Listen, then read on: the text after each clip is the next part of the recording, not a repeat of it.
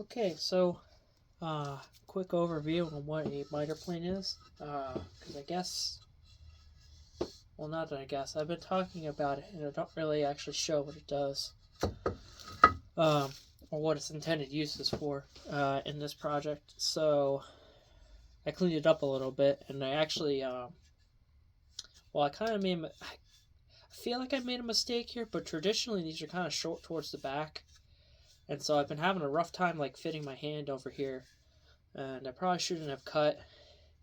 Probably should have left like a little bit back here, but it's also I could put more weight on the front here, so I don't have any issue with that. Like I had some at the beginning. I had some reservations, like oh I shouldn't have done this, but whatever.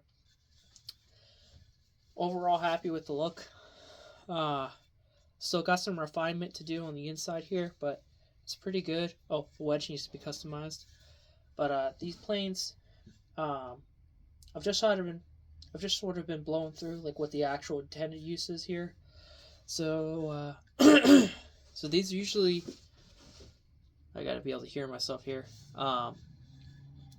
So these are usually cut with at a low angle. Um, I kind of messed up. I was gonna do the bevel up, so that actually this would have been flipped around, and so it would have given me like a higher angle of attack on the grain here, similar to your block plane, your traditional block plane.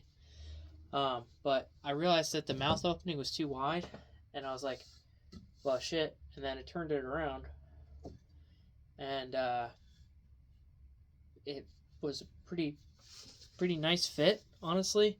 Like, mouth opening isn't too bad, and actually it's been doing really good on the end grain, so I'm happy with that. But anyways, these are meant for trimming up uh, kind of tough grain, but specifically it's called a miter plane because it's meant for trimming up it's cleaning out the miters.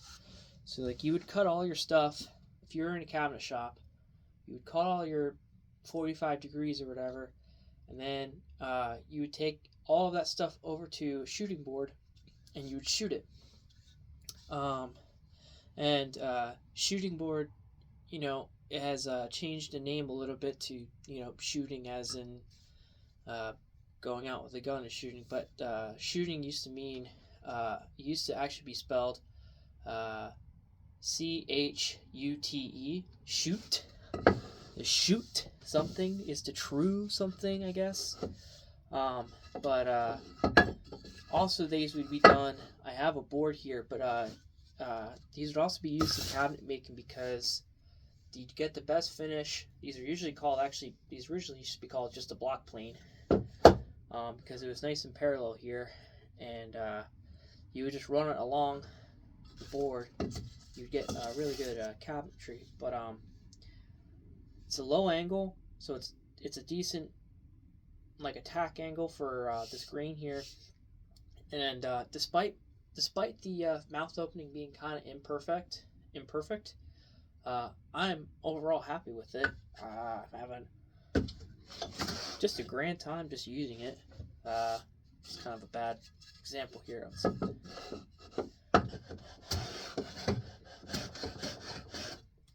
we go.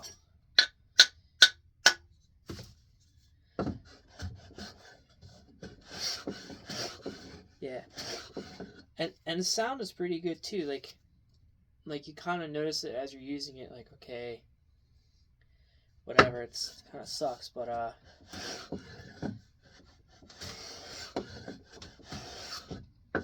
it's just really nice.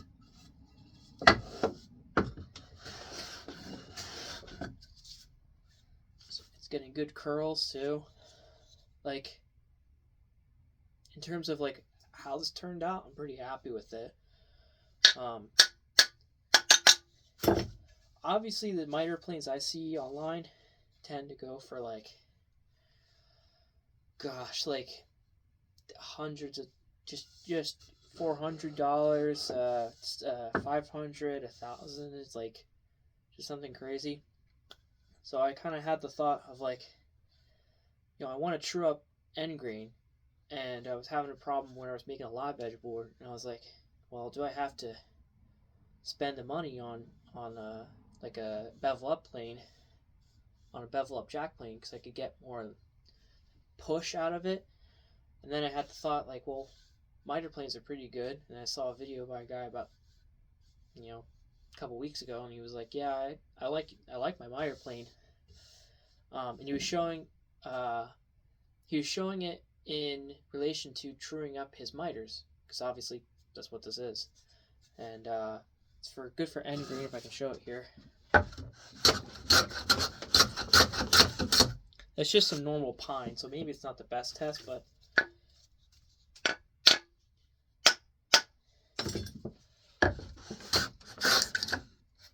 it's pretty good, actually.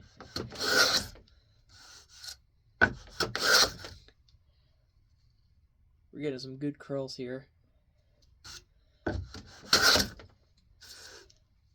I sharpened this up better. I kind of left it at like a 120 grit finish, which is not the best kind. That's pretty. But even at 120, just because of the nature of the bed angle and stuff, I still have it written on here. If you can kind of see it.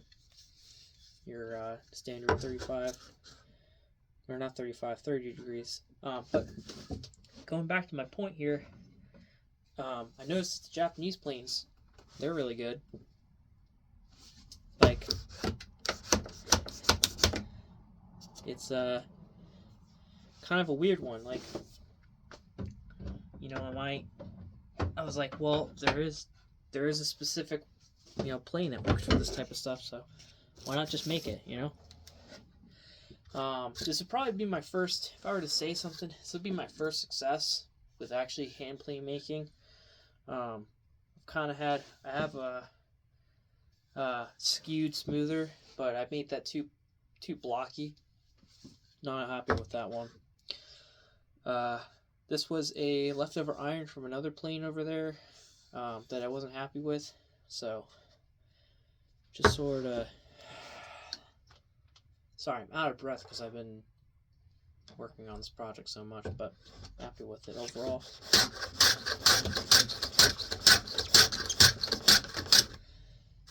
Oh man, it's so good.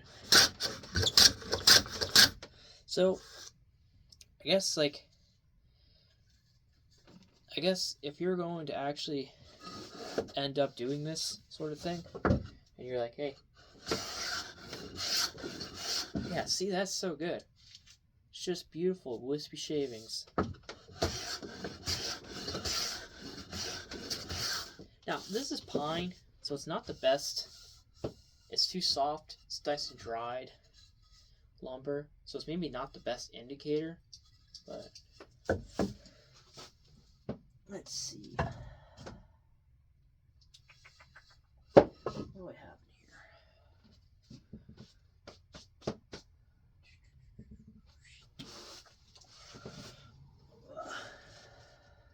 What do I have?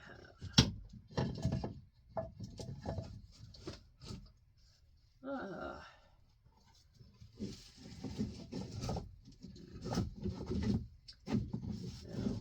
it's too rough. Maybe pine's the only thing I have.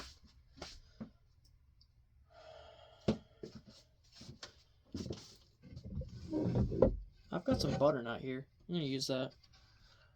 Oh, you know what? Should have an ash block somewhere. Should be able to use that. That's nice and hard. That should work. Whoop. But if you want to see the good results here, you can't really see it. It's buttery smooth. There we are. It was just completely rough sawn, plywood, not plywood, lumber from pallet. So that's a decent indicator.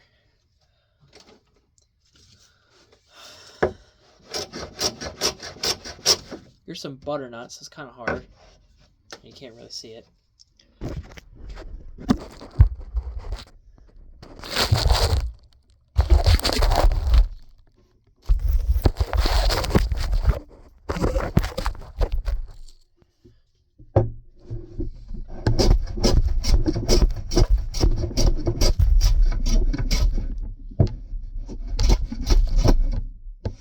That's really nice. Wow.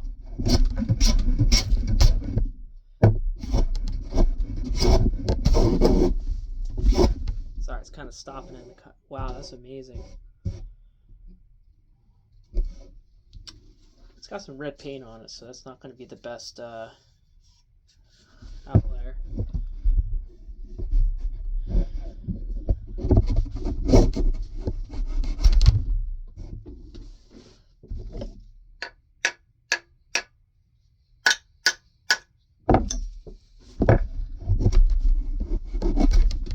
That's too thick.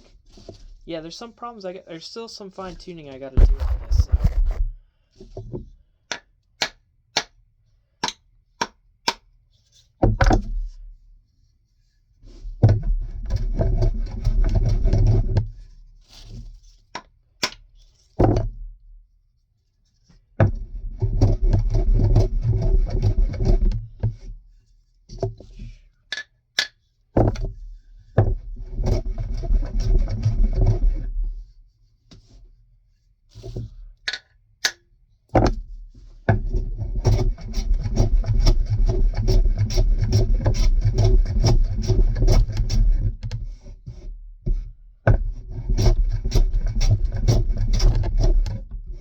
Man, that's really nice.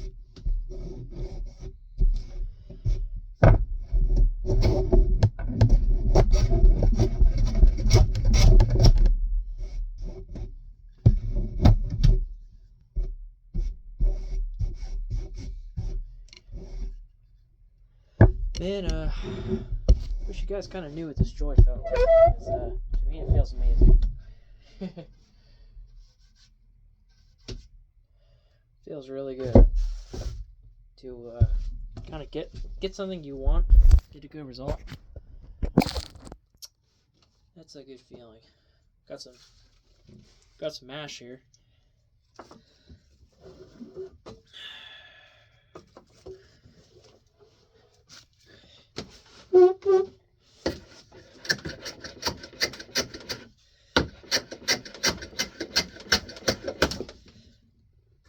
Oh, that's amazing.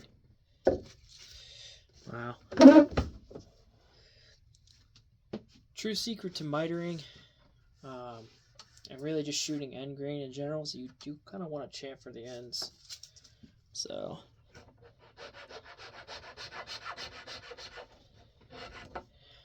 you don't blow it out.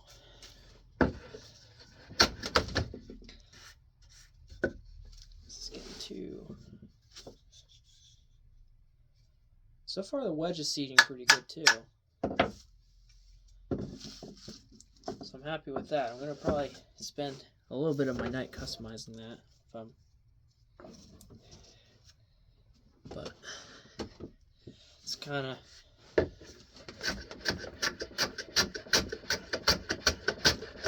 Man, that's so nice.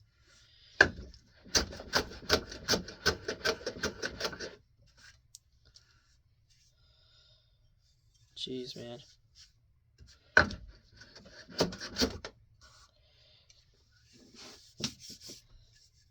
Probably gonna fix.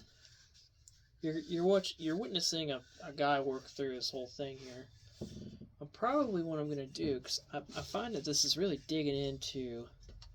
Like, I chamfer the corners and round them over, but I think I'm gonna take like a rasp, just knock a 45 off of here and then round that, because I could really, like, it's kind of it's wanting to dig into my arms, or into my hands rather. But yeah, so this is probably gonna be the end of the video because I want to finish up. Man, that's so beautiful. But to summarize, this is a plane for when you're done cutting all your 45s and whatnot. Clearly you need to finish them. So this is what you would do. It's at a low enough angle to where the cutting angle is going to be more refined, and it's going to take a better cut out of the end grain. So you're not going to end up like if you use the regular smoothing or whatever, a high angle plane or even a low angle, it's just going to want to just really tear into the grain. So This is set at 30 degrees or lower, and for some reason that's the magic number for this stuff. So it's going to do a much better job in the green, and you're going to be really happy with it. So yeah, that's the end of this. I'm gonna probably after finish recording, I'm gonna refine this a little bit, clean up the wedge, and yeah, we're gonna be all done.